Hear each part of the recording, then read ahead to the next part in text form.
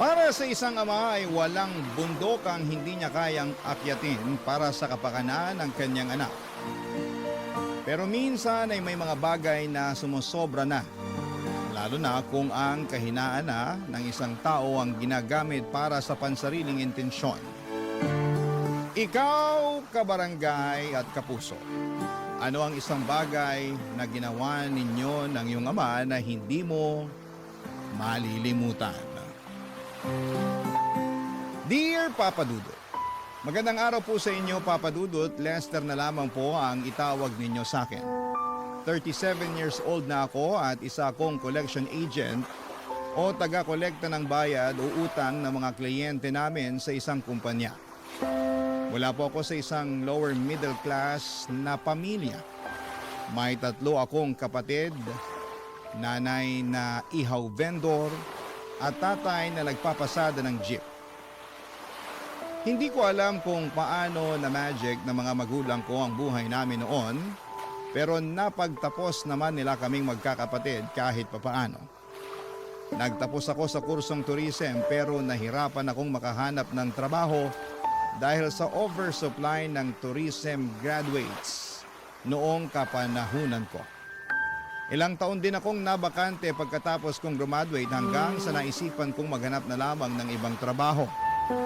Nakapasok ako bilang collection agent sa isang financing company kung saan ay nagpapahulugan sila ng mga appliances at nagpapaloan ng cash. Hindi ganong klase ng buhay ang inaasahan kong mararating ko, Papa Dudut. Matayog kasi ang mga pangarap ko noong bata pa lamang ako. Kaya ako nga po sinikap na makapagtapos dahil gusto kong magkaroon ng mas maayos na buhay sa pagtanda ko. Kaso nga lang ay hindi umayon sa akin ang kapalaran. Alam niyo po noong nag-aaral pa lamang ako ay hindi naman sa pagbubuhat ng sariling bangko pero maganda ang status ko noon sa eskwelahan. Hindi ako academic achiever pero isa ako sa mga active sa school pagdating sa mga extracurricular activities. Varsity player ako sa eskwelahan namin noon at isa rin ako sa mga suki sa mga pageant.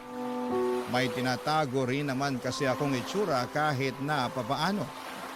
Sa katunayan, Papa Dudut, ang turing nga sa akin noon ay campus crush.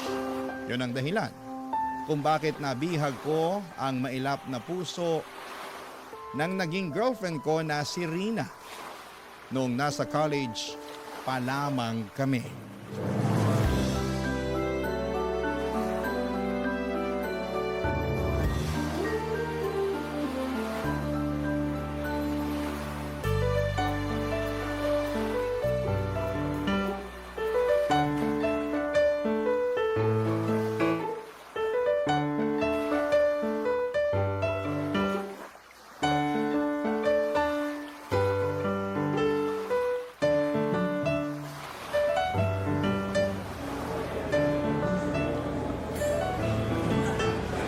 Lester!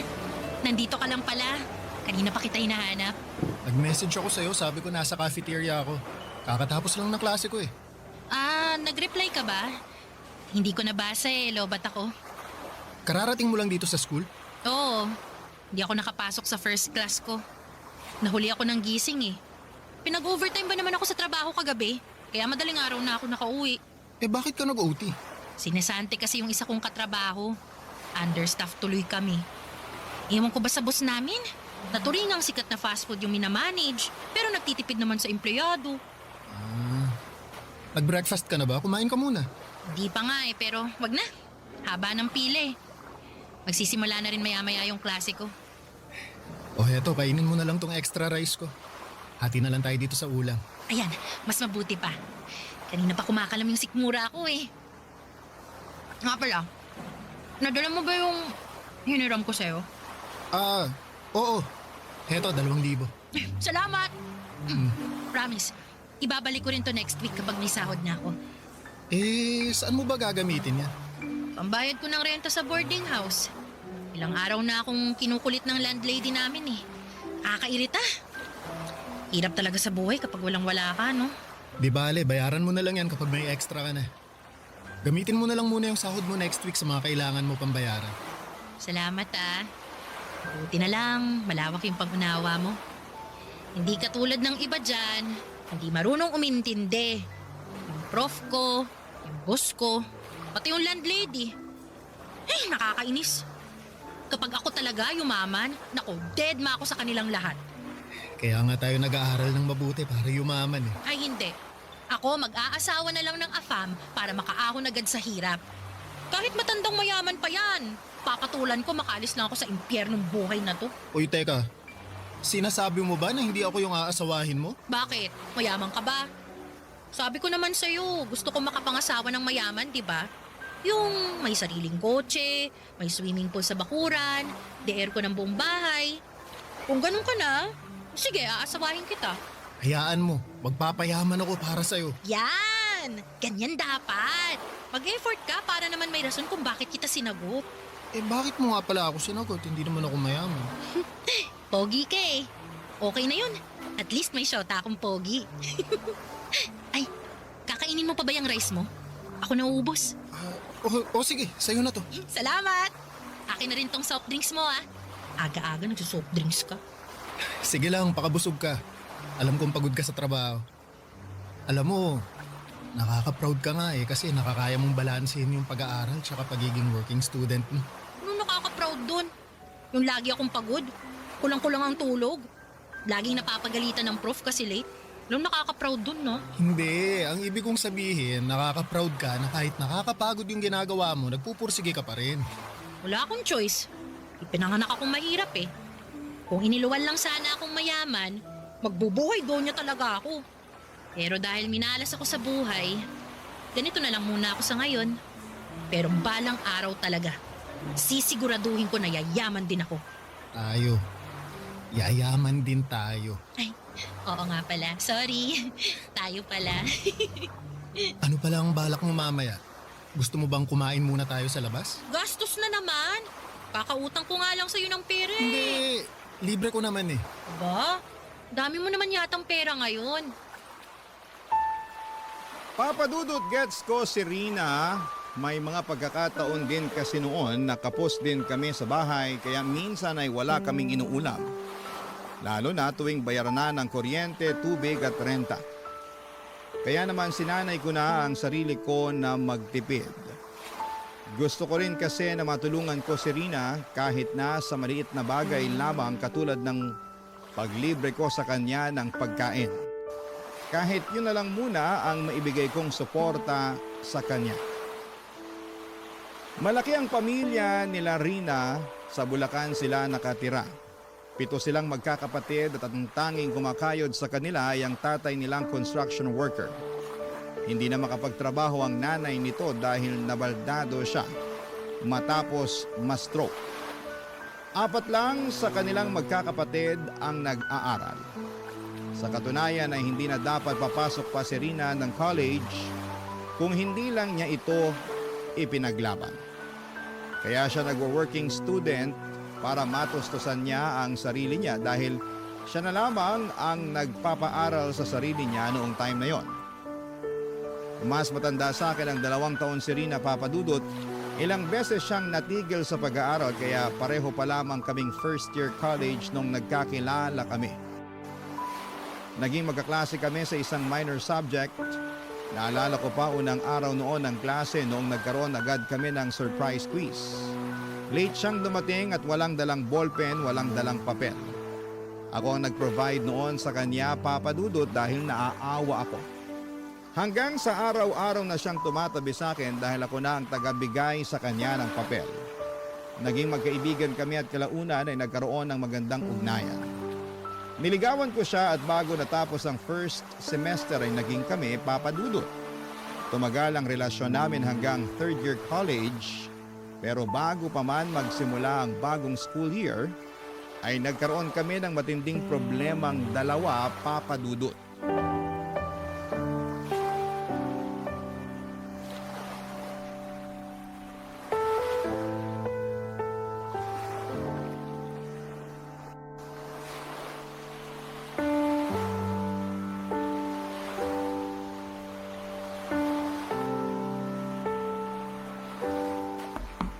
Rina, tao po. Lester? Anong ginagawa mo rito? Halika nga, nasisiraan ka na ba ng ulo? Teka, saan mo ako dadalhin? Dito tayo sa tabi, baka makita ka ng tatay ko. Ay, anong ginagawa mo rito? Hindi ka nagre-reply sa mga text ko eh. Di ka rin sumasagot sa tawag. Nag-aalala kasi ako sa'yo.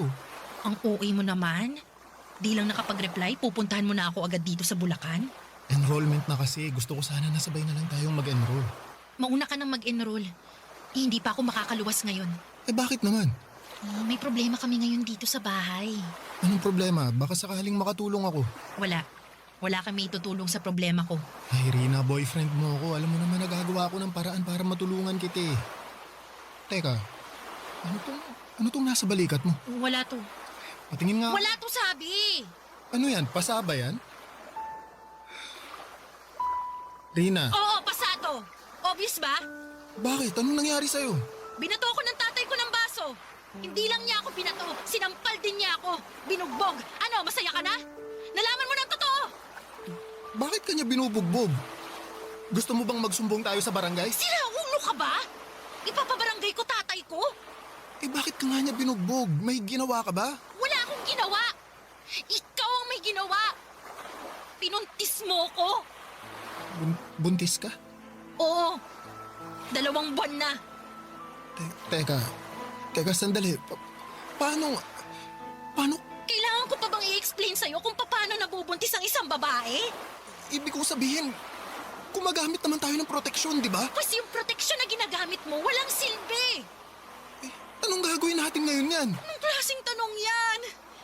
May magagawa pa ba tayo? Nandito na to. Teka, anong sinabi ng tatay mo nung nalaman niya ang totoo? Pinagtigil niya ako sa pag-aaral. Pagkatapos kong ipanganak to, maghahanap ako ng trabaho para may pambuhay ako sa batang to. Hindi mo natatapusin pag-aaral mo? Lester, ipinaglaban ko na tong pag-aaral ko sa tatay ko, tapos ngayon, buntis ako. Ano pang laban ko kung sinira ko na yung tiwala niya? Hindi niya na ako papayagang mag-aaral pagkatapos nito. Pero, Rina, sayang naman yung nasimulan mo. Sino naman mag-aalaga ng bata pagkapanganak ko? Mga kapatid ko na walang silbi.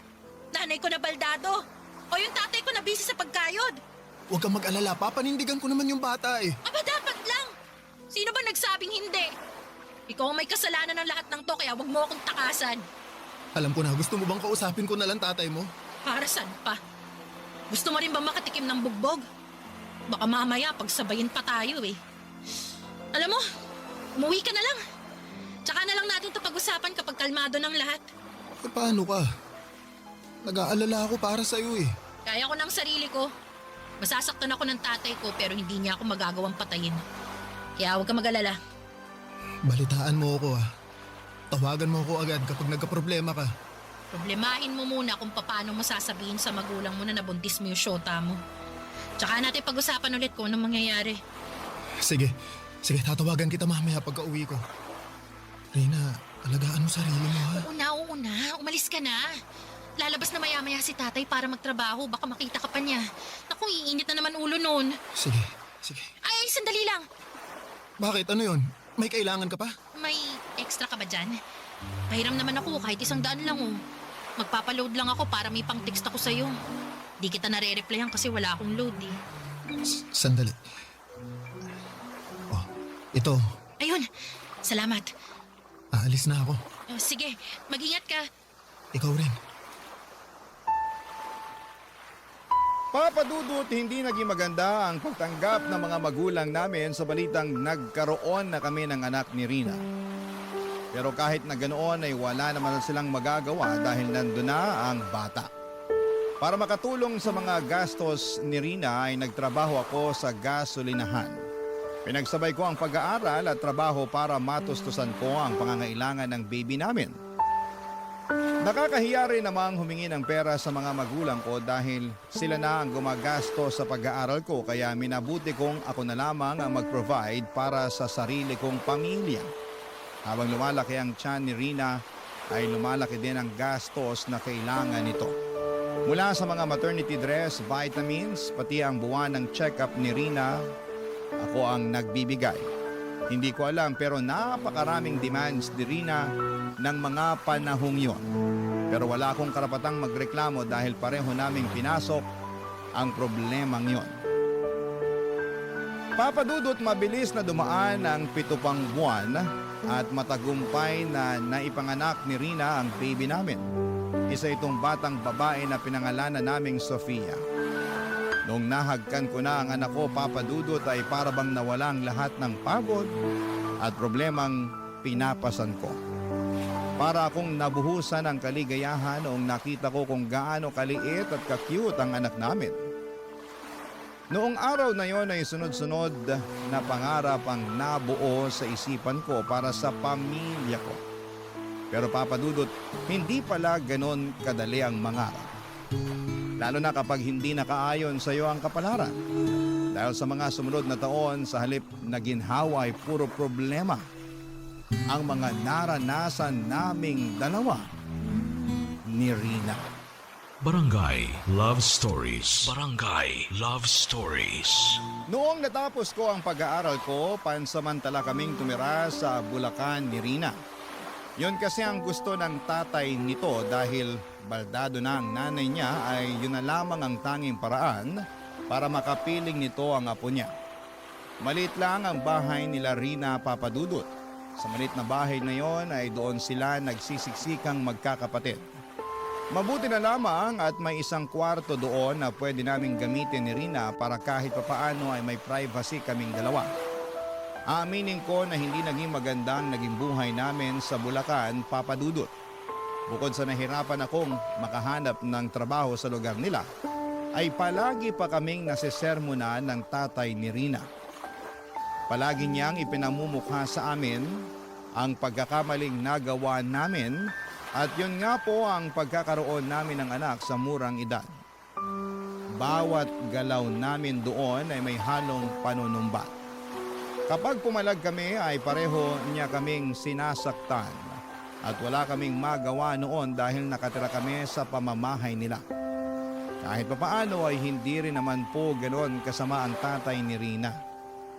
Paminsan-minsan kapag maganda ang mood nito, katulad na lamang tuwing sahuran ay binibilhan niya ang anak namin ng diaper o di kaya ay gatas. Pero kapag tagipit ay sa amin talaga siya nagpapalipas ng sama ng loob. Habang wala pang nahahanap na maayos na mapagkakakitaan ay sumasama ako noon sa trabaho ng tatay ni Rina para umextra sa construction, samantalang si Rina naman ay nagbabahay-bahay para magtinda ng ukay. Doon kami kumukuha ng panggastos namin para kay baby. Kasabay ng paglaki ng anak namin ay mas lalo pa naming naramdaman ang kahirapan ng buhay, Papadudot.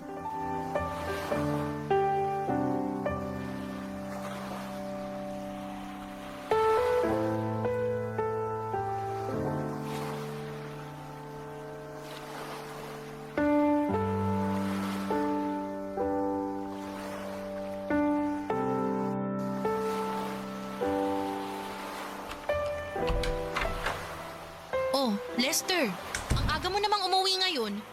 Nasaan si tatay? Nandun pa siya sa construction. Pinauwi na ako ng forma namin, masama pakiramdam ko. Bakit? May sakit ka? Oo, medyo mahisinat ako. Muntik na akong mahulog kanina mula sa pangalawang palapag nung nahilo ako. May sakit na nga ang anak natin. Pati ba naman ikaw magkakasakit din? Sayang naman yung kikitain mo sa construction ngayong araw. Basta ipapahinga ko lang to tapos babalik din ako agad sa site bukas. May makakain ba dyan? Wala na.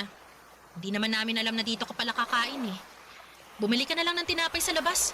O sige, mamaya na lang ako kakain. Iidlip na lang muna ako rito. Nasaan pala si Sofia? Nagpapahinga na. Medyo nilalagnat pa rin. Pinainom mo ba siya ng gamot? Alam nga namang hindi. Anong tingin mo sa akin? Grabe, ang sungit naman. Nagtatanong lang. Wala kasing kwenta yung tanong mo. Bakit sobrang init naman yata ng ulo mo ngayon? Sino bang hindi iinit ang ulo? Tingnan mo nga tong bahay. Sobrang gulo. Ang liit-liit na nga lang, ang dami pang kalat. Tapos ngayon nandito ka kasi masama pakiramdam mo. Eh di mas lalo na namang nasira yung mood ko. Sayang yung isang araw sanang sasahurin mo. Babawi naman ako bukas eh. Mas gusto mo ba yung sige pa rin ako sa trabaho kahit na hindi maganda yung pakiramdam ko? paano kapag nadisgrasya ako doon? Eh di, mas malala yung problema natin kapag nagkataon.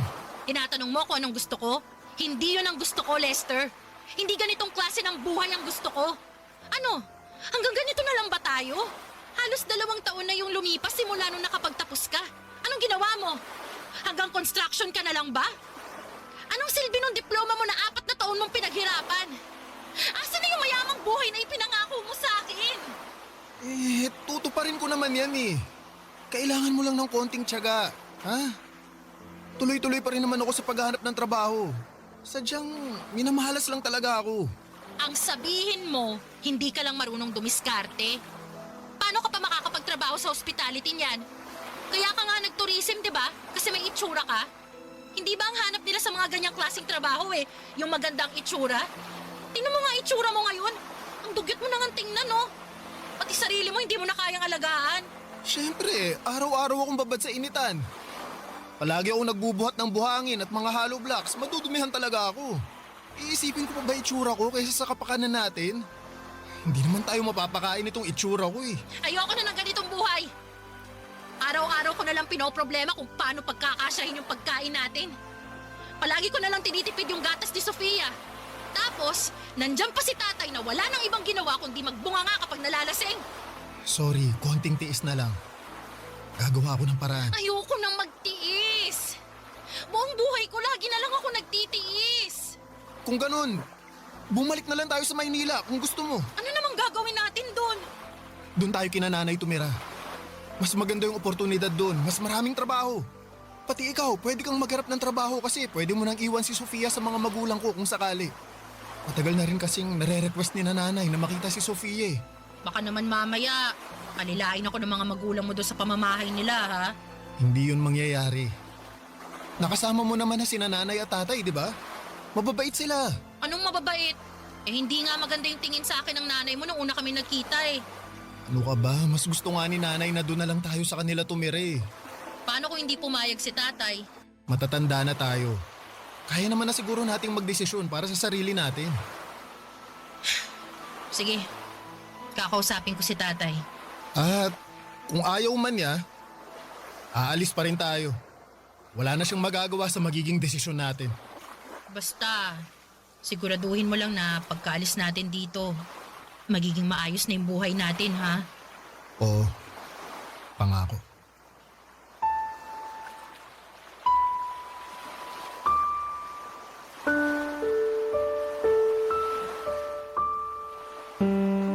Katulad ng inaasahan ay hindi pumayag ang tatay ni Rina na umalis kami sa poder niya. Pero buo na noon ang desisyon namin kaya hindi rin niya kami napigilan. Papadudot pagkabalik namin sa Maynila ay masaya kaming tinanggap ng mga magulang ko ang mga pamilya kong binuo. Sa katunayan ay inispoil nga nila ang anak namin sa mga pagkain, mga damit at laruan. Kumpara sa estado nila Rina sa Bulacan ay mas maayos ng kaunti ang naging estado namin sa Maynila. Nakahinga rin si Rina dahil sa wakas ay mas maluwag na ng kaunti ang bahay na tinutuluyan niya. Hindi niya kailangang mamroblema sa pagkain dahil sinananay na ang nagpo-provide noon para sa amin. Malaki ang naging tulong ng mga magulang ko para makapagsimula ulit kami ni Rina. Nagkaroon siya ng chance na ipagpatuloy ang pag-aaral niya. Kumuha siya ng kursong cookery sa TESDA samantalang ako naman dahil hirap pa ring makahanap ng trabaho at that time ay napilitan akong mag-apply bilang collection agent sa isang lending company para lamang makapagtrabaho. Noong natapos ni Rina ang kurso niya sa TESDA ay nakapasok siya bilang pastry cook sa isang maliit na restaurant sa amin. 3 taon din kaming nagstay sa bahay ng mga magulang ko. Noong nagkaroon kami ng sapat na ipon ay saka kami bumukod. Naging maganda naman ang buhay namin ni Rina simula noong nag-live-in kami papadudot. Sa loob ng 2 taon ay nakayanan naman naming tumayo mula sa mga sarili naming paa. Noong mga panahong yon ay ipinagbubuntis ni Rina ang pangalawa naming anak. Maselan po ang naging pagbubuntis niya Kaya naman nang lumaki na ang bata sa sinapupunan niya ay nag-resign na lamang muna siya sa trabaho, Papa Dudut. Masasabi ko na noong time na yon ay maayos na ang buhay namin, hindi man mayaman katulad ng inaasahan, ay napupunan naman namin ang mga pang-araw-araw na pangangailangan namin. Hanggang sa isang araw ay panibagong problema na naman ang dumating sa pamilya namin.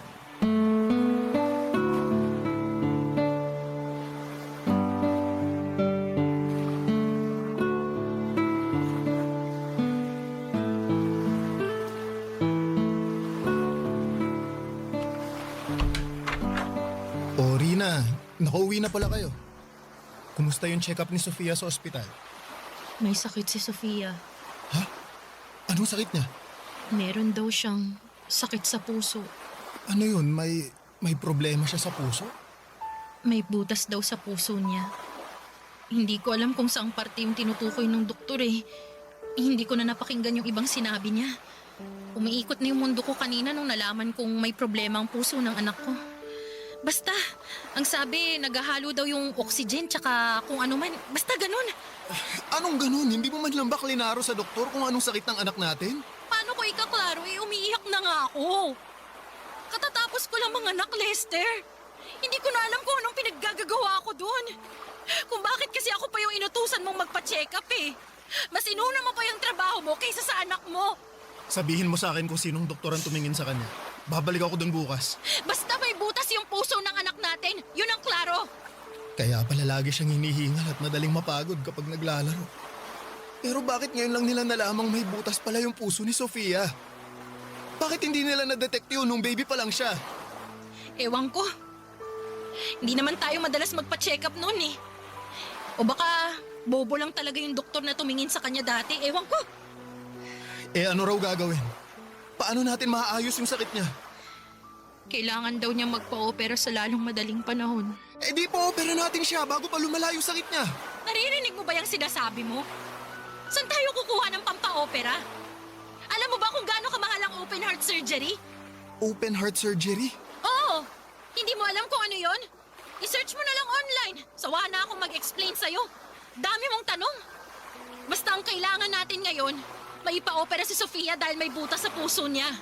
Ang problema, wala tayong pera. Saan tayo huhugot ng pampa-opera niyan? Susubukan kong humiram ng pera kina nanay. At sa mga kapatid ko. Hindi lang sana ako tumigil sa trabaho. May ipon na dapat tayo ngayon eh. Tapos, sumabay pa tong pangalawang anak natin. Bakit ngayon pa nagsabay to kung kailang katatapos lang natin gumastos? Diyos ko, saan na tayo kukuha ng pera niyan? Rina, huwag kang mag-alala. Gagawa ko ng paraan. Huwag mag-alala. Kapag ba sinabi mo yung mga katagang yan, mawawala na lang yung pag-aalala ko. Gumawa ka ng paraan para hindi ako mag-alala. Susubukan kong mag-loan sa pinagtatrabahuhan ko. Lalapit din ako sa mga politiko. Baka sakaling may maibigay silang kunting tulong sa atin. Makakabuo ka ba ng kalahating milyon? Kalahating milyon? Ganun kamahal yung operasyon. Yun daw yung kailangan nating ihanda. Pero depende pa sa procedure. Pwede pang tumas yung gastos. Ano ba to? Hindi na tayo nawala ng problema. Ano? Suko ka na? Ganito ba yung buhay na ibibigay mo sa amin? Kailan ko matitikman yung yaman na ipinangako mo sa akin noon? Gagawa ako ng paraan. Magtiwala ka lang sa akin. Ay naku, lagi na lang ganyan. Lahat naman ginagawa ko para sa atin eh. Hindi naman ako nagkukulang. Hindi ka nga nagkulang. Hindi ka rin naman sumapat. Ay, malas naman ang buhay na to. Ipinanganak ka na nga mahirap. Kung kailan paangat na, tsaka hihilahin ulit sa kahirapan. Ano bang kasalanan ko? Bakit kailangan ko mamuhay ng ganito? Wala ka namang ginawang mali eh. Malalampasan din natin to. Basta magtiwala ka lang. Pagod na akong magtiwala. Ayoko na umasa. Baka alis na nga. Rina, saan ka pupunta? Magpapahangin lang sa labas. Kailangan kong huminga. Ikaw na munang bahala dyan. Kung saan-saan ako lumapit para makahingi ng tulong, Papa Dudut. Mabuo lamang ang perang gagamitin para sa operasyon ni Sofia. Mula sa mga kamag-anak, kaibigan, politiko at mga organisasyon. Lahat sila ay nilapitan ko na. Mapalad ako dahil nag-abot naman sila ng tulong kahit papaano. Nakapagbenta na rin ako ng ilang gamit, lahat ng itinatago kong yaman ay nailabas ko na. Nakapag-loan na rin ako sa iba't ibang lending companies pero kahit na anong gawin ko ay hindi ko pa rin nabubuo ang kalahating milyon na kinakailangan para sa operasyon ng anak ko. Halos mabaliw na ako noon sa kakaisip kung saan ako huhugot ng pera. Hindi ako makatulog sa gabi at hindi rin ako makapag-focus sa trabaho dahil sa mga pinagdadaanan naming problema. Araw-araw akong pinipressure ni Rina sa puntong wala na akong maisagot sa mga katanungan niya. Kung pwede lang sanang isang lako ang kaluluwa ko ay gagawin ko yon, Papa Dudut, para lamang sa anak ko.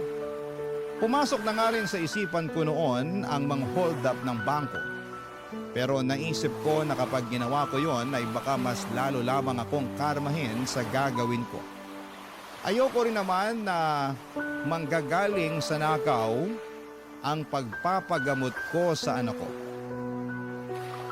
Nung wala nang mahintay pa si Rina, Papa Dudut, siya na mismo ang gumawa ng paraan para masolusyonan ang problema namin. Pero Papa Dudut, hindi ako makapaniwala sa naisip nitong remedyo para lamang mabuo ang perang kinakailangan namin noon para sa anak namin. Barangay Love Stories. Barangay Love Stories. Sa buong buhay namin ni Rina bilang magpartner ay lagi ako ang gumagawa ng paraan para ma-resolve ang mga dumarating na problema sa buhay namin. Nasanay ako na ako lagi ang humaharap at nagbibigay sa mga pangangailangan namin dahil alam ko sa sarili ko na yon ang trabaho ko. Ayoko kasing isipin ni Rina na wala akong kwentang ama sa mga anak namin. Pinangakuan ko siya ng magandang buhay kaya kahit na anong mangyari ay gagawin ko ang lahat para maibigay ang pangakong yon. Pero sa pagkakataong yon ay medyo sumobra na si Rina sa ginawa niya. Isang araw pagka-uwi ko galing sa trabaho ay nagulat ako nang pakitaan ako ni Rina ng 100,000 piso. Noong tanungin ko siya kung saan niya ito nakuha ay wala siyang binanggit tungkol sa pinanggalingan nito. Basta ang sinabi niya ay down payment lamang daw yon nang hiniram niyang pera mula sa isang tao. Nang oras ding yon ay inutusan niya akong magbihis. Ang sabi niya ay kailangan ko raw magsuot ng magandang damit dahil may nahanap siyang racket para sa akin. Wala siyang binanggit kung ano ito basta ang sabi niya ay kailangan ko raw puntahan ang isang address para makuha ko ng buo ang perang hiniram niya.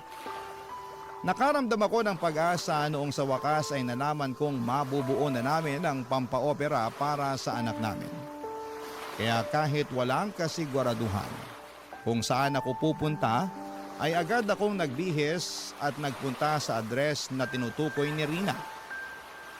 Sa isang sikat na condominium building ako dinala ng address na ibinigay ni Rina. Noong nagpakilala ako sa lobby ng naturang lugar ay agad nila akong pinapasok sa kwarto ng isang boy. Kabado man sa racket na nahanap ni Rina ay matapang kong hinarap ang taong tinutukoy niya, Papa Dudut.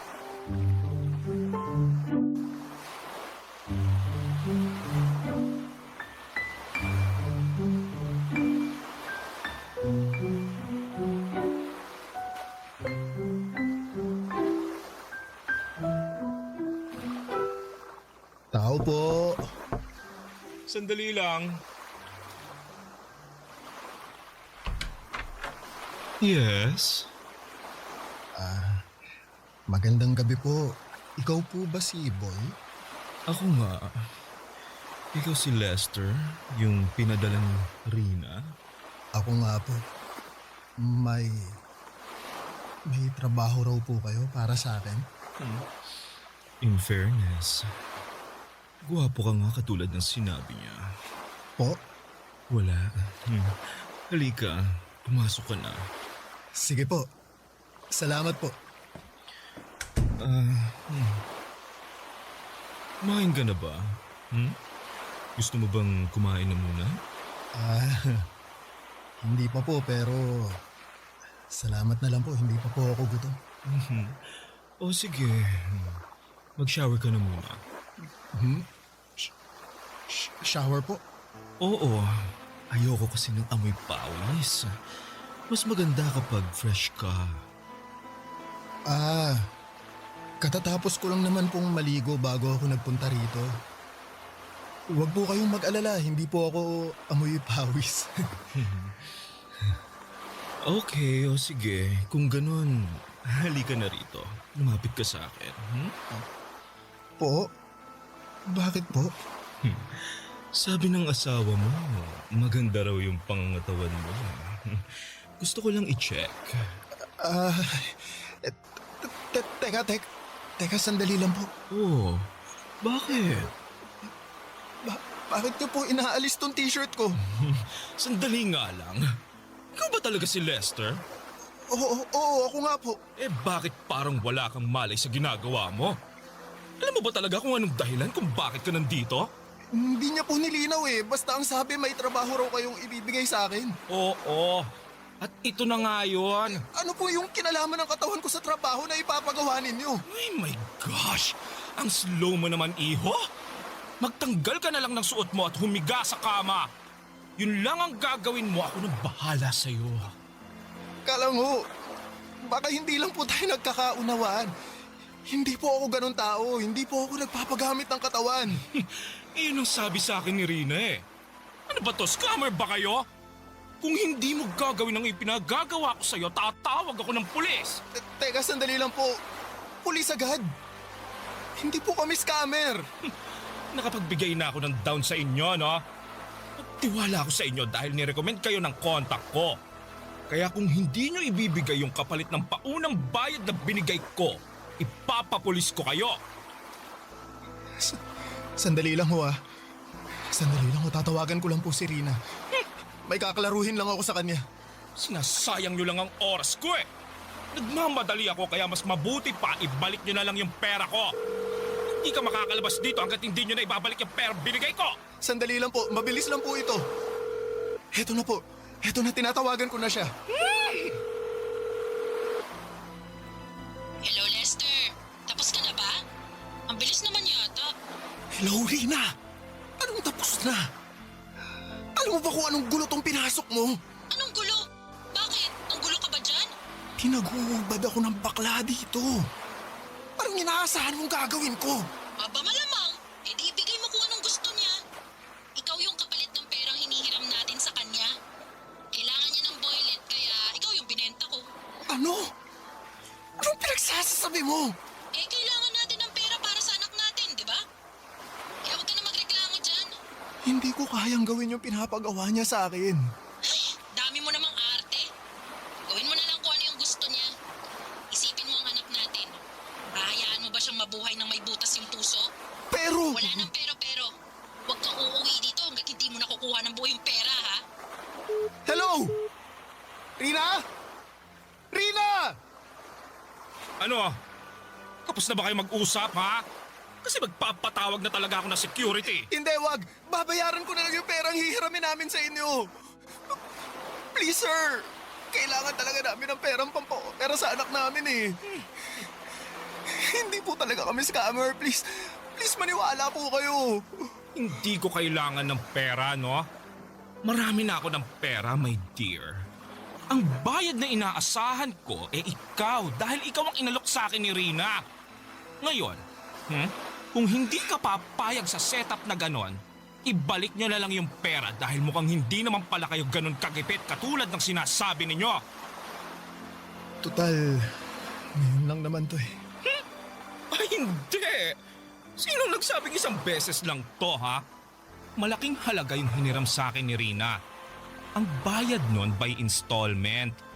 Kaya bawat Sabado sa susunod na 5 buwan, ha? Kailangan mo kong paligayahin. Sa pamamagitan lang nun kayo makakabayad sa akin. Ha? Ano?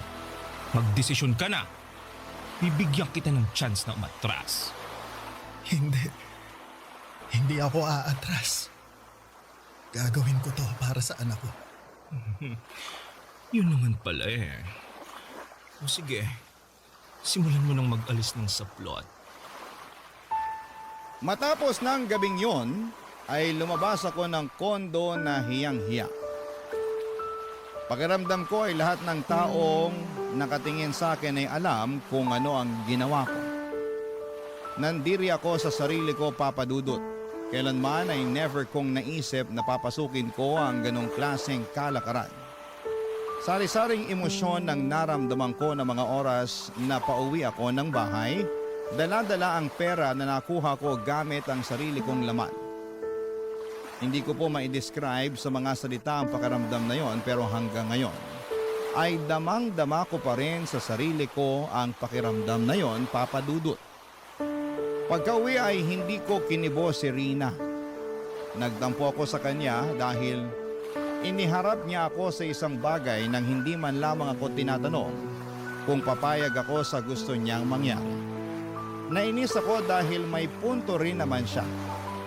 Yun na ang pinakamadaling paraan para makakuha kami ng pera para sa operasyon ni Sofia nang walang tinatapakang ibang tao maliban sa dignidad ko. Papa Dudut, agad naming pinaoperahan ang anak namin gamit ang perang ibinigay ni Boy. Sa awa ng Diyos ay naging matagumpay naman ang naging surgery nito.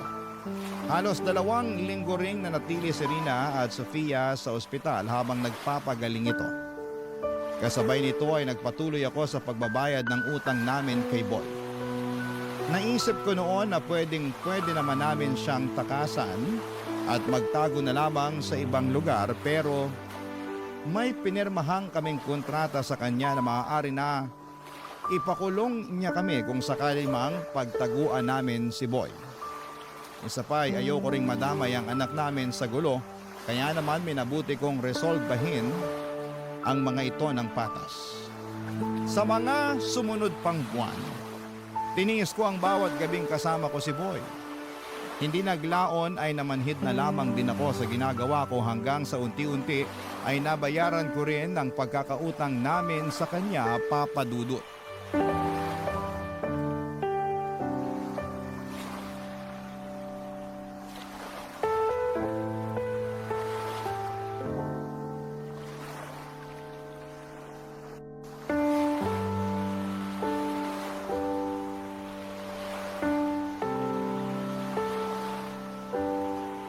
Salamat po.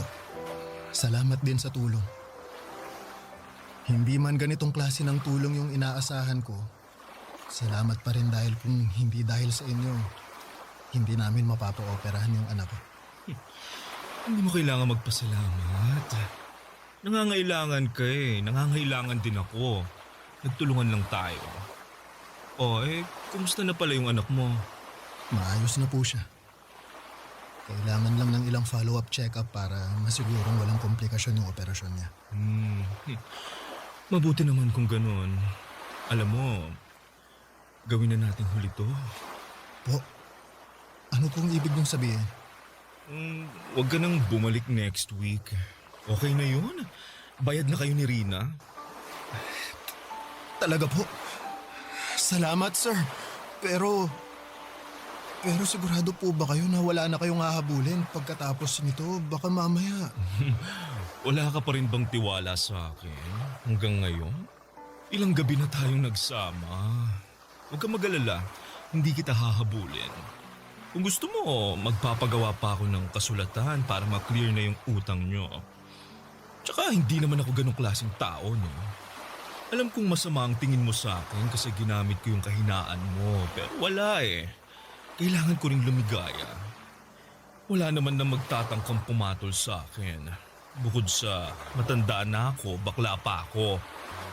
Sinong tao naman na magmamahal sa akin maliban sa pera ko, no? Alam mo, naiinggit nga ako kay Rina eh. Sa kabila ng ginawa niya sa'yo, nagagawa mo pa rin siyang mahalin. Nilapastangan na niya yung pagkatao mo't lahat-lahat pero nananatili pa rin kayong matatag. Ganong klaseng pag-ibig yung gusto kong maranasan balang araw eh. Kaso, mukhang malabo nang mangyari. Hindi ko naman po ito ginagawa dahil kay Rina eh. Dahil ito sa anak ko. Kahit gawin ko ulit tong bagay na to, matulungan ko lang yung anak ko. Gagawin ko. Uliran ka palang ama eh. Mabait kang tao, Lester. Sobrang bait mo to the point na okay lang sa'yo kahit ginagamit ka na ng ibang tao. Sayang lang kasi napunta ka sa katulad ni Rina. Deserve mong mahalin din katulad ng pagmamahal na ginagawa mo sa mga taong nakapaligid sa'yo. Hindi naman sa sinisiraan ko si Rina ha. Pero base lang sa nakikita ko, parang wala naman siyang pakialam sa'yo eh. Mahal po ako ni Rina. Nagawa lang din naman niya yun dahil sa anak namin eh. Hindi. Hindi ako naniniwala doon no. Alam mo ba, gabi-gabi, pagkatapos mong magpunta dito sa kondo ko, tinatawagan ako ni Rina. Talaga po? Bakit daw? Wala lang. Kinukumusta lang niya kung naging maayos ba yung performance mo. Kung may nagawa ka bang ikagagalit ko. Sabi ko sa kanya, wala. Sobrang galing mo nga eh. Actually, mamimiss kita pero may pamilya ka na eh. Kaya hindi kita pwedeng itali. Tsaka mas gusto ko sa single para walang sabit. Pero anyway, hindi naman yun yung point ko. Kaya siya tumatawag kasi gusto niyang humiram ulit ng pera. Ha? Pera? Para saan naman? I don't know.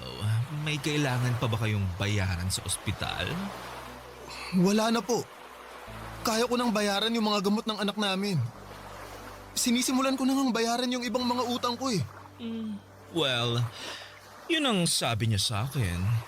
Gusto niyang humiram ulit ng pera at syempre, ikaw ulit ang pambayad. Kaso hinindihan ko na siya eh. Bukod sa naawa na ako sa'yo, may nahanap na akong kapalit mo kaya pinapalaya na kita. Maraming salamat po, sir. You're welcome. Advice ko lang sa'yo ha, mag-isip-isip ka. Katulad ng sinabi ko, deserve mong magkaroon ng babaeng mamahalin at irerespeto ka. Hindi katulad ni Rina na ang tingin sa'yo, isang pambayad utang. Papadudot, nagkaroon ako ng realization ng gabing yon. Pagka-uwi ay kinumpirma ko kay Rina kung totoo ba ang sinabi ni Boy na humihiram ulit siya ng pera sa kanya. Hindi tinanggi ni Rina ang katotohanan. Inamin niya sa akin na sawa na raw siyang maghirap at total ay may mapagkukuhanan na sila ng pera nang walang kahirap-hirap ay chance na raw namin yon para makaahon sa kahirapan. Sobrang dismayado ako sa kanya ng gabing yon at para bang bigla na lamang akong natauhan.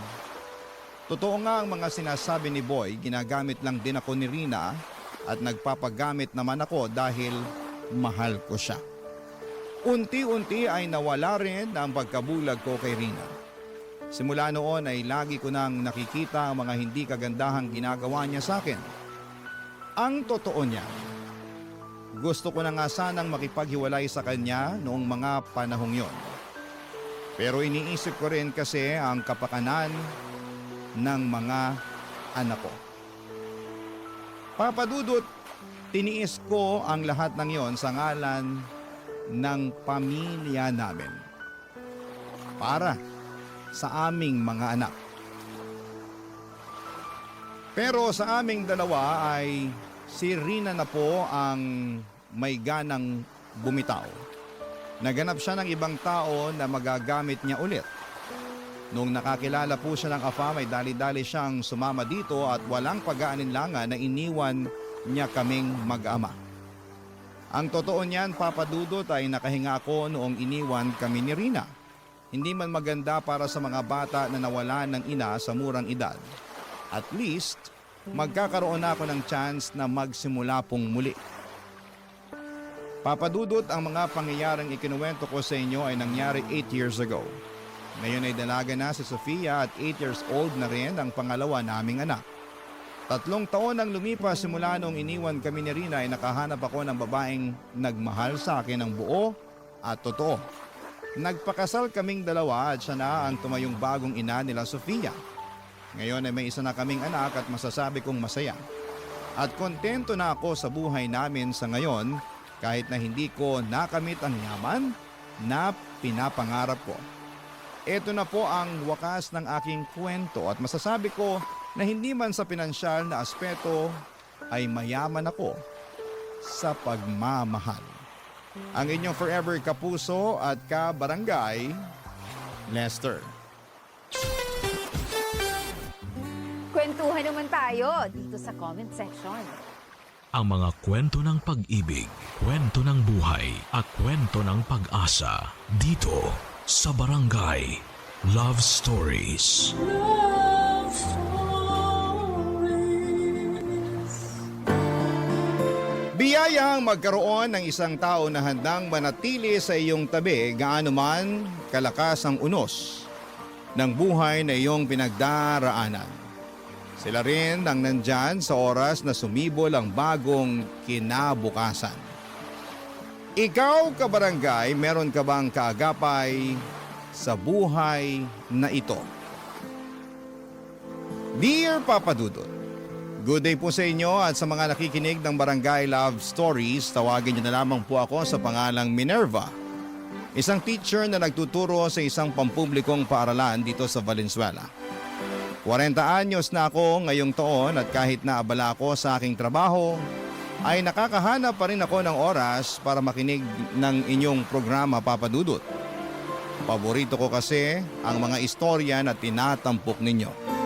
Lalong-lalo na ang tungkol sa pag-ibig.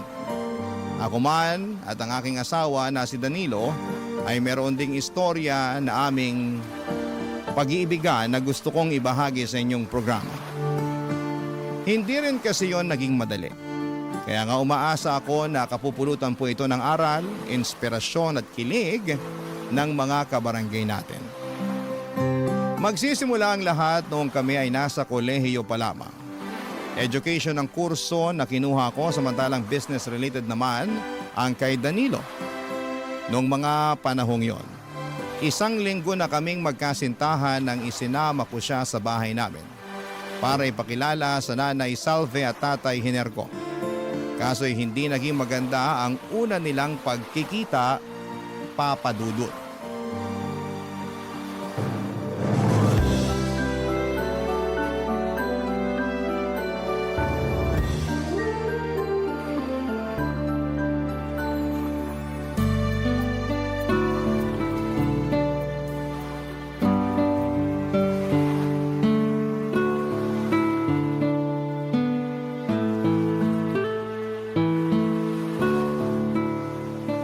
Tama ba ang narinig ko? Nobyo mo na ang lalaking to? Opo, Nay. Tsaka may pangalan po si Danilo. Huwag niyo po siyang tawagin ng ganyan. Tatawagin ko siya sa gusto kong itawag sa kanya. Huwag mo akong diktahan. Di mo naman kami masisisi ng nanay mo kung nagulat kami na may nobyo ka na pala. Wala ka rin kasing nababanggit sa amin, anak. Pasensya na po kayo, Tay. Hindi ko naman po intensyon na itago sa inyo. Hindi lang ako makatsyempo na makapagsabi dahil masyado kayong abala ni Nanay sa pagtitinda. Malamang, kabuhayan natin yun eh. Kung hindi kami magtitinda ng tatay mo, anong ipambibili natin ng pagkain at ipanggagastos dito sa bahay, di ba? Alam ko naman po yun. daw. Kung alam mo, sana matinong lalaki ang pinili mo para maging nobyo. Hindi yung ganyan na mukhang adik sa kanto. Tama ang nanay mo. Sobra naman po kayo, Nay. Nagsasabi lang naman ako ng totoo, no? Hoy, Danilo, sigurado ka ba talagang nag-aaral ka? Sa itsura mo kasi, parang hindi. Nag-aaral po ako. Nay, grabe naman po kayo kay Danilo. Nagtatanong lang ako. Siyempre gusto kong makasigurado na nasa mabuting kamay ka.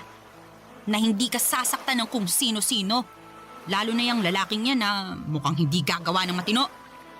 Hindi ko po sasaktan si Minerva. Mahal ko po ang anak niyo. Abay, dapat lang na mahalin mo ang anak namin. Dahil kung hindi, may kalalagyan ka sa akin. Tay naman, wag niyo naman pong pagsalitaan ng ganyan si Danilo. Wala naman siyang ginagawa sa inyo eh. Wala pa sa ngayon. Pero baka sa susunod, meron eh. Buti na yung habang maaga na pagsasabihan na namin siya ng nanay mo. Buti pa, aalis na lang po kami. Ay, teka. Saan kayo pupunta? Eh kahit saan po kasi mukhang hindi naman welcome dito si Danilo. Tsaka nahihiya na rin po ako sa kanya dahil sa ugali niyo ni tatay. Ayos lang ako, Minerva. Oy, ayos lang naman daw pala sa kanya eh. Narinig mo ba yon, Minerva? Narinig ko. Pero ako, hindi ayos. Dahil harap-harapan yung iniinsulto ang nobyo ko. Pinagmalaki ko pa naman kayo ni tatay sa kanya. Tapos ganyan lang yung ipapakita niyong ugali. Anak, inaalala ka lang namin ng nanay mo. Siyempre ayaw ka namin mapariwara pag nakatuluyan mo yung lalaki na yan. Tsaka tama naman ang nanay mo. Mukha siyang hindi gagawa ng matino. Tignan mo. Inusgahan niyo na agad si Danilo nang dahil sa itsura niya. O, anong magagawa namin kung kahusga-husga siya? Tsaka bakit kasi dyan ka pa nagkagusto, anak? Ang ganda-ganda mo. Gwapo rin yung dati mong karelasyon. Matangos ang ilong, maputi, makinis ang balat. Sana man lang pumili ka ng mas gwapo pa dun. Hindi naman yata tama na pagkumparahin niyo si Danilo sa dati kong karelasyon. Sumusobra na kayo ah. Kami pa talagang sumusobra. Huminahon ka lang, Minerva. Paano ko hihinahon? Grabe na yung pang-iinsulto nila sa'yo. Hindi ka ba nasasaktan? O kita mo na, ako rin. Nasasaktan at mas doble yung sakit na nararamdaman ko kasi mga magulang ko pa talaga ang nanlalait sa'yo. Kung ayaw mo na malait namin yung nobyo mo, mabuti pa huwag mo na yun isama rito sa pamamahay natin. Ay, tama ang tatay mo. Ayoko na ulit makita ang pagmumukha niyan, ha? Nasisira lang ang araw ko.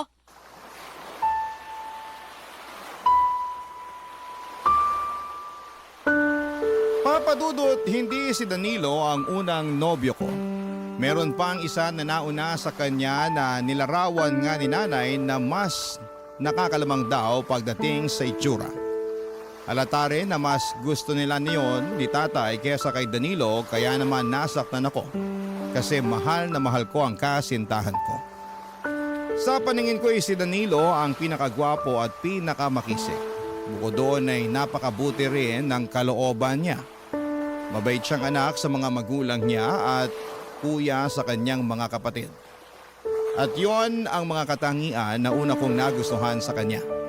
Kaya nga kahit tutol sina nanay at tatay sa aming pagmamahalan, ay pinagpatuloy pa rin namin ang aming relasyon ni Danilo.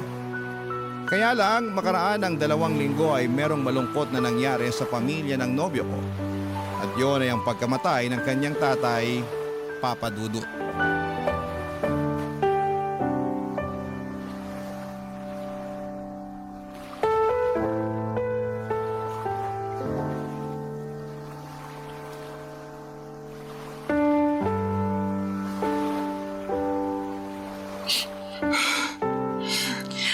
Ang sakit-sakit mawala ng tatay. Hindi pa kami handa eh. Masyadong biglaan yung nangyari. Hindi nga ako nakapagpaalam sa kanya bago siya nawala. Sobrang sakit. Para ako mamamatay. Iiyak mo lang, Danilo. Andito lang ako para damayan ka. Maraming salamat, Minerva. Kung wala ka, baka hindi ko kayanin. Huwag mong sabihin yan. Marami ka ng kinaya nung wala pa man ako sa buhay mo, di ba? Oo, pero iba naman ngayon. Lalo nangyari pa to sa pamilya namin, kaya mas kailangan kita. Sa totoo lang, di ko na alam kung paano na kami pagkatapos mailibing si tatay. Anong ibig mong sabihin? Siya lang kasi yung nagtatrabaho sa amin, kaya sigurado mahihirapan kaming makapagpatuloy nito. Tapos sakitin din si nanay at maliliit pa ang mga kapatid ko, kaya walang pwedeng ibang asahan na magtrabaho kundi ako. Ibig mong sabihin, mag-working student ka? Tingin ko nga hindi ko kakayanin lalo sa sitwasyon ng pamilya namin eh. Kaya nga naisip ko na tumigil na muna sa pag-aaral at mag-focus na lang sa paghahanap ng trabaho. Sigurado ka na ba sa desisyon mong yan? Oo. Napag-isipan ko na yon at kinausap ko na rin naman si nanay. Anong sabi niya? Ayaw niya kasi 2 taon na lang graduate na sana ako. Pero naisip ko na matagal pa yun. Paano na lang kami mabubuhay sa 2 taon na yun, di ba? Ibig sabihin hindi kami kakain? Hindi magbabayad ng bills at hindi bibili ng maintenance ng mga gamot ni nanay? Ayoko namang mangyari yun. Kaya kung kinakailangan na magsakripisyo ako, gagawin ko. Naiintindihan ko naman ang sitwasyon. Hindi ko lang napigilang manghinayang kasi pangarap nating makapagtapos ng sabay, di ba? Tapos, iba pa rin kapag may diploma kang hawak. Kumbaga, mas maraming malalaki at magagandang oportunidad ang darating sa'yo. Oo nga, pero wala akong choice eh. Mahirap lang din ang mga kamag-anak namin kaya di namin sila pwedeng asahan na tumulong sa amin sa lahat ng pagkakataon. Sa bagay. Kaya, pasensya ka na kung biglaan yung desisyon ko ha. Huwag kang humingi ng pasensya. Lalo't hindi mo naman kontrolado ang sitwasyon. Kaya nga eh, nakakalungkot lang kasi. Bakit ngayon pa talaga nangyari to? Kung kailan malapit ko na sanang matupad yung pangharap sa akin ni tatay na makapagtapos ako. Naniniwala ako na hindi rin naman ginusto ng tatay mo yung nangyari. At proud siya sa'yo, ano man ang maging desisyon mo sa buhay. Ganon din ako, Danilo. Proud na proud ako sa'yo. At tulad nga ng sinabi ko kanina nandito lang ako para suportahan ka. Hindi lang ngayon na may pinagdaraan ng mabigat ang pamilya nyo, kundi araw-araw, palagi lang akong nasa tabi mo. Salamat, Minerva. Malaking bagay na nandyan ka. Mas kaya ko kasi nandyan ka. Oo naman, kasama mo ko. Kakayanin natin to. Papadudot dahil sa ang tatay lamang ni Danilo ang nagtatrabaho sa kanila ay masasabi ko na napilay talaga ang kanilang pamilya. Kaya naman napilitan siyang huminto sa pag-aaral at pinagtuunan na lamang ng pansin ang paghahanap ng trabaho. At bilang nobya niya ay sinuportahan ko siya sa bagay na yon kahit na nga noong umpisa ay nang hinayang pa ako para sa pag-aaral niya. Hindi nagtagal, papadudot ay nakapasok bilang helper si Danilo sa isang pabrika sa lugar namin. Pero 6 na buwan lamang siya doon nang magdesisyon siyang subukang mag-apply sa call center. Ako ang kasama niya sa kanyang mga interview at pangunahing taga-suporta niya. At sa awa ng Panginoon, nakapasa siya at natanggap bilang isang agent. Papadudot, proud ako kay Danilo sa ipinakita niyang determinasyon at hindi pagsuko sa buhay. Barangay Love Stories. Barangay Love Stories. Papadudot, kahit na nagtatrabaho na si Danilo noon at mas naging abala na nga sa bagong mundo na pinasok niya, ay hindi pa rin niya napapabayaan ang aming relasyon. Marami kasing magkasintahan noon na naghihiwalay lalo na kapag hindi balanse ng tama ang kanilang mga ginagawa. Pero ibahin ninyo si Danilo, papadudot, dahil sinabi niya sa akin na kasama ako at ang relasyon namin sa priority niya. Sa katunayan, tuwing day off niya ay pumupunta siya sa bahay para samahan akong mag-aral at gumawa ng mga projects para sa aming klase. Kahit na ayaw na sana siyang papuntahin doon ni nanay at tatay, sa uli wala naman silang nagawa. Malaki ang pasasalamat ko sa suporta na binibigay niya sa akin. Minomotivate rin niya ako na tapusin ang aking pag-aaral. Dahil pangarap namin yon ng mga magulang ko. Kaya nga mas lalong lumalim ang pagmamahal ko para sa aking nobyo, Papadudot.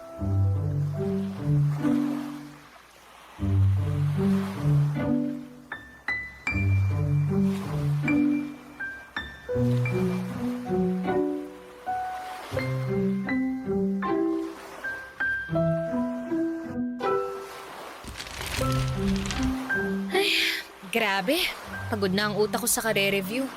Pwede bang kumain muna tayo? May biko sa ref, luto ni nanay. Gusto mo ba? O sige, sakto. Gutom na rin ako. Kuha ako, sandali lang ha. Tubig. Gusto mo rin? Oo, salamat. Walang anuman. Wait mo ako dyan ha. Sigurado akong magugustuhan mo tong biko ni nanay. Specialty niya to eh.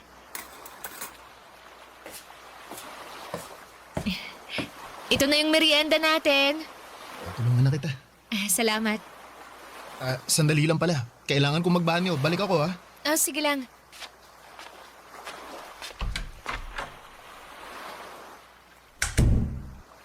Oh, dahan-dahan, Hener, ha? Baka matalisod ka niyan eh. Ewan ko na lang sa'yo.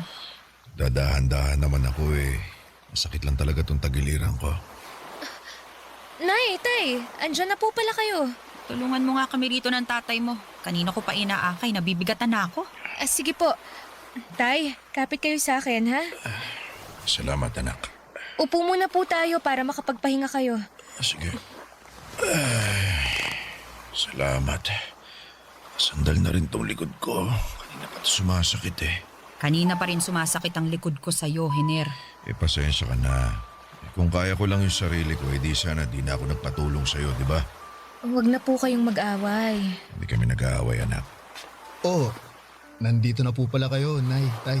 Oh, anong ginagawa ng lalaking to dito?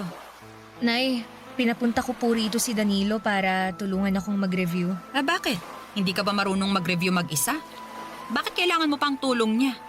Tapos nakuha mo pa talagang pakainin at painumin niyang lalaki na yan. Nay naman. Ganitong napapagod ako at nai-stress na nangyayari tapos sumabay ka pa talaga, Minerva. Kabilin-bilinan namin sa'yo na wag mo nang isasama yung nobyo mo dito sa pamamahay natin. Pero sige ka pa rin. Wala naman pong ginagawang masama si Danilo. Pasensya ka na sa nanay ko, ha. Pagod lang siya. Hindi, ayos lang. Naiintindihan ko naman. Ay, naku naman talaga. Ganyan na ba mga kabataan ngayon? Hirap niyong pagsabihan. Wala naman po kaming ginagawang masama. Salve, hayaan mo na sila. Kesa naman sa bahay ng nobya niya tumambay ang anak mo. Gusto mo ba yun? Siyempre ayoko. O kaya nga manahimik ka na dyan. Ingay-ingay mo, kitang masama na nga pakiramdam ko. Ano po bang nangyari? Kumusta ang check-up ni tatay? Ayun na nga. Kumpirmado na may sakit sa bato tong tatay mo. At ayon sa resulta ng mga test niya, malala na raw. Kinakailangan na nga niya mag-dialysis eh. Di ba ang mahal nun? Saan tayo kukuha ng pera pang pagamot sa kanya? Ganun po ba?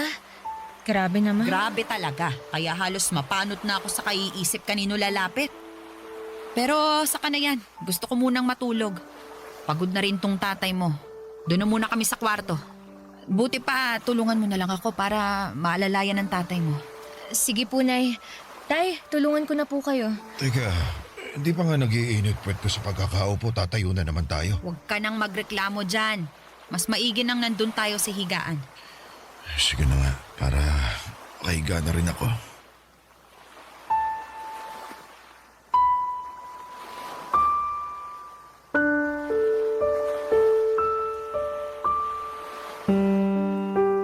Papadudot magkahalong lungkot, takot at inis ang namutawi sa akin ng mga panahong yon. Lungkot at takot para sa kondisyon ng tatay ko at inis dahil sa asal niya sa nobyo ko. Wala namang ginagawang masama sa kanila si Danilo pero sobra naman kung pagbuntunan nila ito ng galit. Kaya nga dismayado talaga ako sa pakikitungo ng mga magulang ko sa nobyo ko. Sa kabila ng lahat, sinabi ni Danilo na hindi naman daw niya dinibdib yun. Sa katunayan ay nag-alala rin po siya ng husto sa kondisyon ng tatay ko.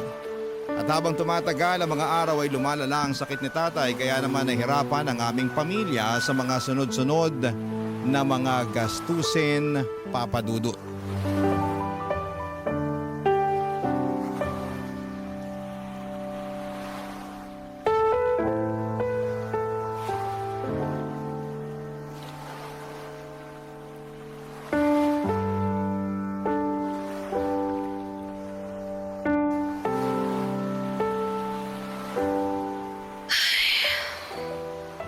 Oh, kanino ko pa napapansin na panay ang buntong hininga mo ah.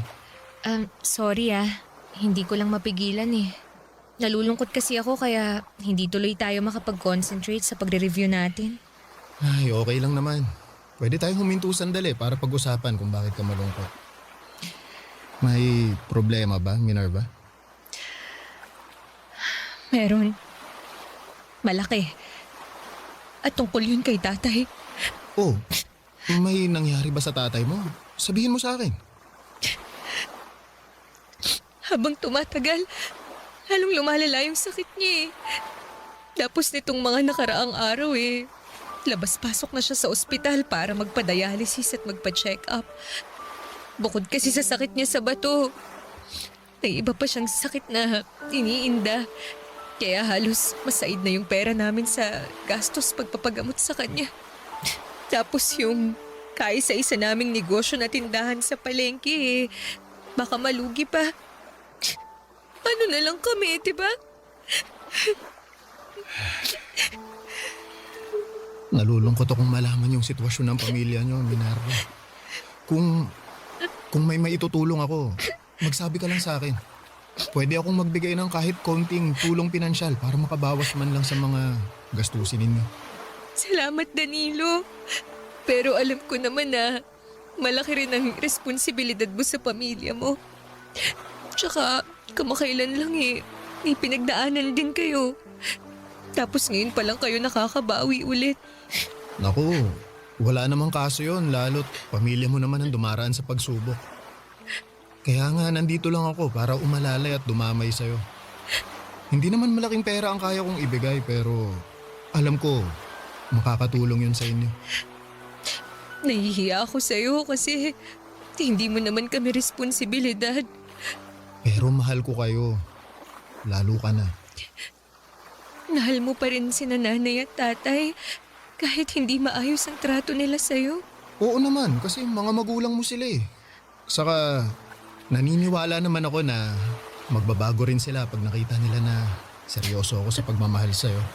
At yun ang gusto kong patunayan sa kanila, na iingatan kita, aalagaan, mamahalin, at hindi sasaktan. Salamat, Danilo. Malaking bagay na nandyan ka. Lalo't dumaraan ang pamilya namin sa pagsubok.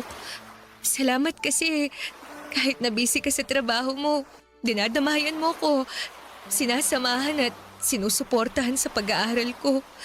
Kahit na nga pinanghihinaan ako ng loob at question ko na yung sarili ko kung kaya ko pa bang makapagtapos. Ha? Anong ibig mong sabihin?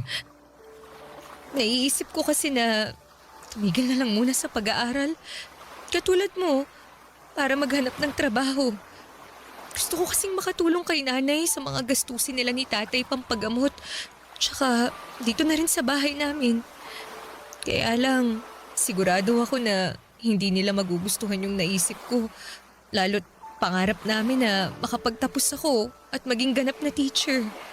Naniniwala naman ako na matutupad mo yung pangarap mo.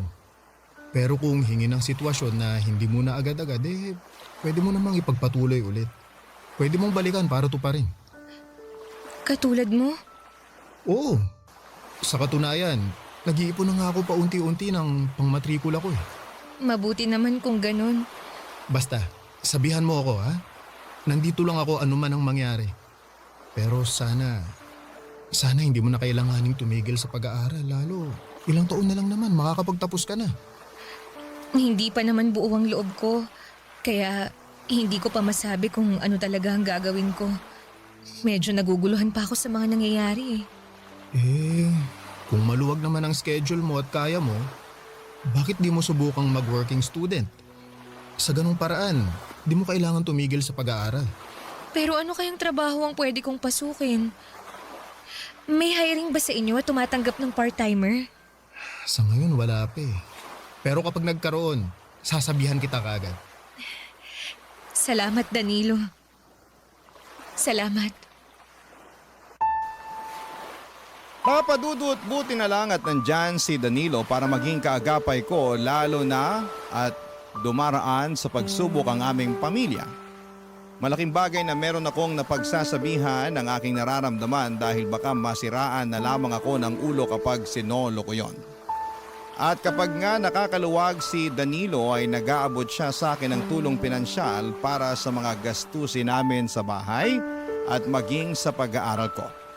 Kaya lalo akong nagsikap na makapagtapos dahil hindi na lamang ako ang mag-isang lumalaban para sa katuparan ng aking pangarap na maging ganap na guro dahil kasama ko na doon si Danilo.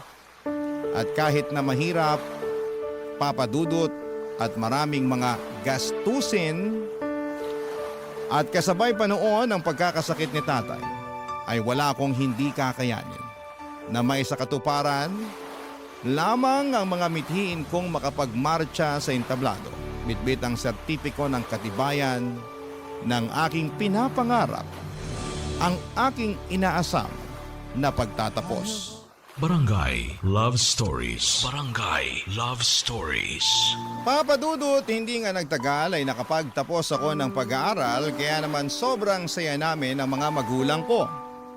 Masayang masaya din po si Danilo at bagaman at hindi siya personal na nakadalo sa seremonya dahil limitado lamang ang mga bisita na pwedeng isama ay in-invite ko na lamang siya sa bahay namin para sa munting salo-salo.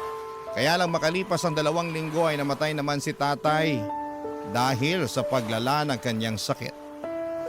At sobrang lungkot ko ng mga panahong yon. Buti na lang at nandyan si Danilo upang umalalay nang sa ganon ay makaya ko ang lahat. Pero may mga pagkakataon pa rin na nalulugmok ako lalo na nung matapos ang libing ni tatay Papa Dudut at madalas ko yung maramdaman sa bahay namin.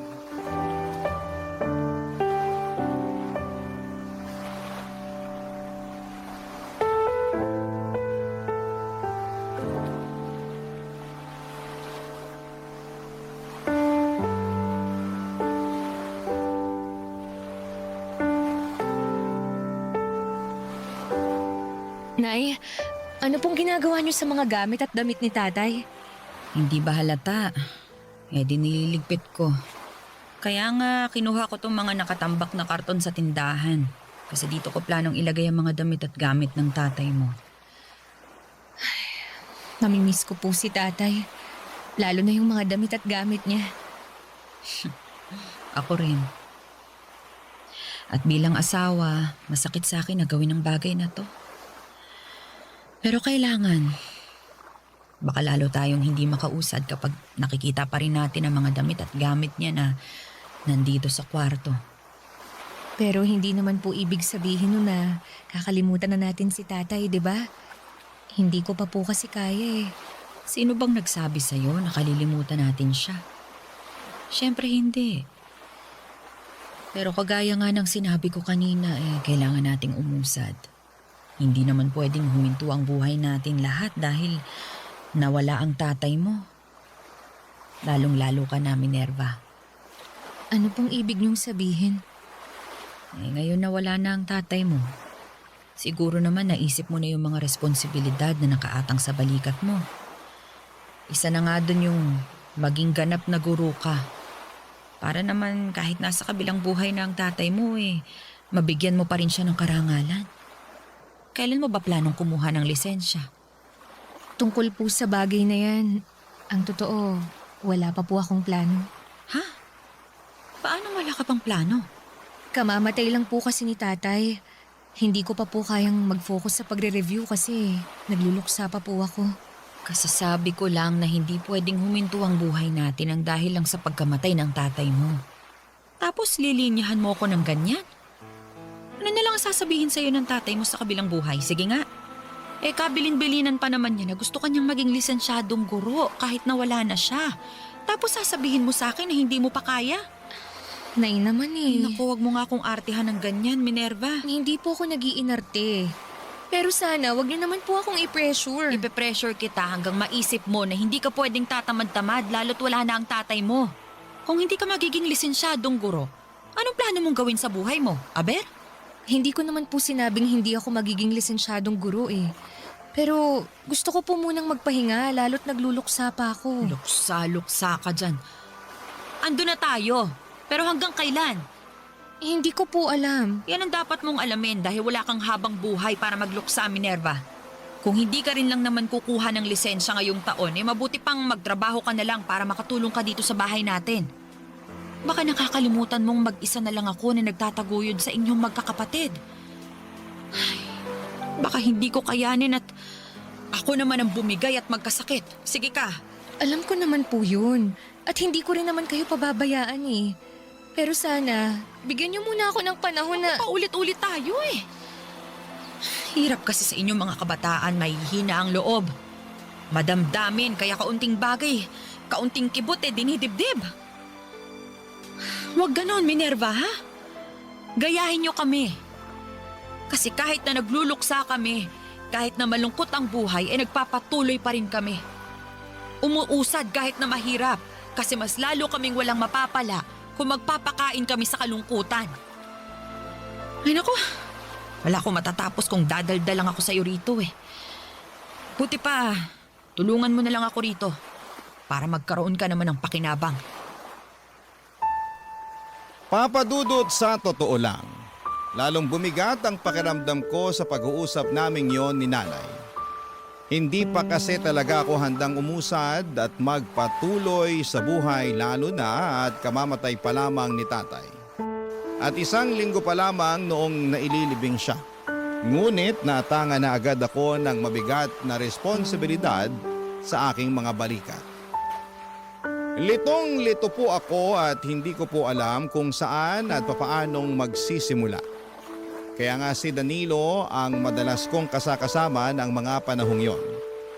Sa katunayan ay sa bahay nila ako natutulog dahil mas gumagaan ang loob ko. At nakakahinga ako ng maluwag pag wala ako sa bahay namin. Naalala ko lang kasi doon si tatay. Kaya naman lagi ako nalulungkot at umiiyak doon. Tapos ay pinipressure pa ako ni nanay, Papa Dudut. Makalipas nga ang 3 buwan ay nabuntis ako ni Danilo at masasabi ko na lalong nag-ibang takbo ng mundo ko. At kahit pa kapwa kami may takot sa magiging reaksyon ni nanay ay matapang pa rin naming sinabi sa kanya ang mga plano namin ni Danilo. Ngunit bukod sa pagbubuntis ko ay meron pa kaming sinabi kay nanay na labis niyang ikinagulat.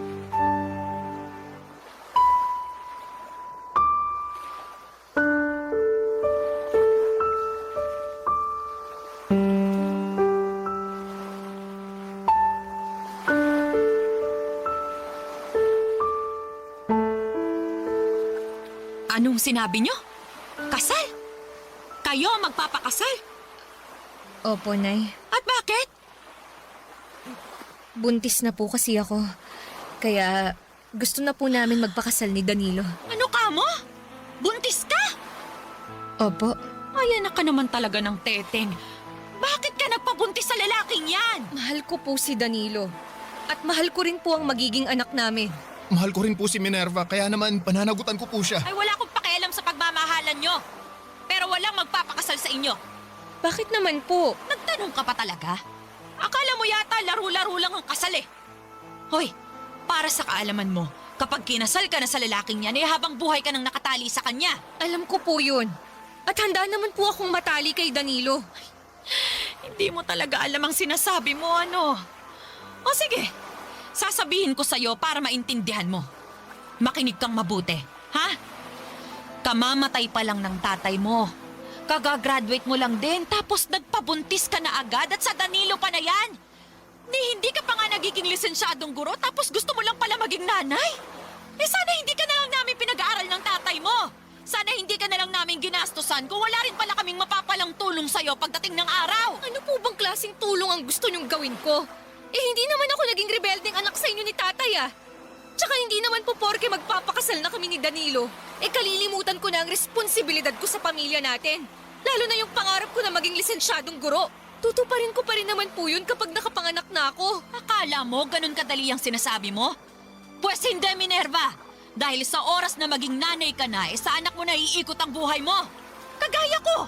Wala na akong panahon sa sarili ko dahil nakatuon lang ang isip ko sa kung paano namin kayo bubuhayin ng tatay nyo. Pero hindi po ba ganun naman ang mga magulang? Kung hindi pa po pala kayo handa sa responsibilidad ng pagkakaroon ng anak, eh di sana hindi na lang kayo nag-anak. Ba't talaga namang sumasagot ka pa talaga, ha? Nagsasabi lang po ako ng totoo. Nay, alam ko po na masama ang loob niyo sa amin ni Minerva dahil sa nangyari. Pero pinapangako ko po na hindi ko pababayaan ang anak niyo at ang magiging anak namin. At kapag kaya na namin babawi kami sa inyo. Saka tama po si Minerva. Hindi namin kalilimutan yung responsibilidad namin sa kanya-kanya naming pamilya kahit na may mga anak na kami. Magsisikap po kami, lalo na ako, para matupad po ang bagay na yun. Magsisikap daw baka naman puro lang kayo salita. Tapos kamukat-mukat makakalimutan nyo na yung sinabi nyo. Ay naku, talaga naman. Hindi po mangyayari yun dahil may isang salita po ako. Mahal ko po si Minerva at mahal ko rin ang pamilya niya kaya naman kasama kayo sa plano ko. Ay, ewan ko sa inyo. Hindi ko naman hinihingi na buhayin nyo ko, ganito, ganyan. Ang gusto ko lang, tulungan nyo ko. Lalo ka na, Minerva. Sana bago ka mag-asawa at magkaanak may maayos ka na ring buhay para hindi kawawa yung magiging anak nyo ni Danilo. Kaya nga magsisikap po kami ni Danilo, Nay. Lalo ngayon na magkakaanak na kami. Bahala kayo sa buhay nyo. Magpakasal kayo kung gusto nyo. Wala na akong pakialam. Basta wag na wag kang lalapit sa akin, Minerva, ha? Habang umiiyak at magsasabi na nagsisisi ka na nag-asawa ka ng maaga at nagkaanak dahil sa hirap ng buhay.